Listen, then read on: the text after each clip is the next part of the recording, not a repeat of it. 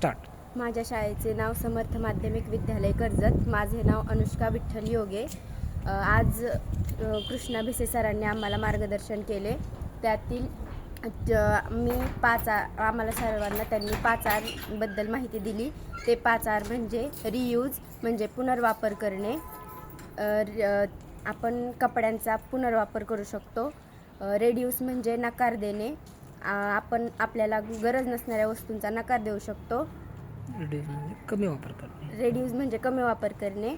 आपल्याला आवश्यक त्याच गोष्टीचा आपण वापर करू शकतो. परत रिसायकल म्हणजे पुनर्उपयोग करणे. आपल्याला समजा आपण प्लास्टिकच्या वस्तू आहेत, त्यापासून आपण दुसऱ्या प्लास्टिकच्या वस्तू तयार करू शकतो. रिपेअर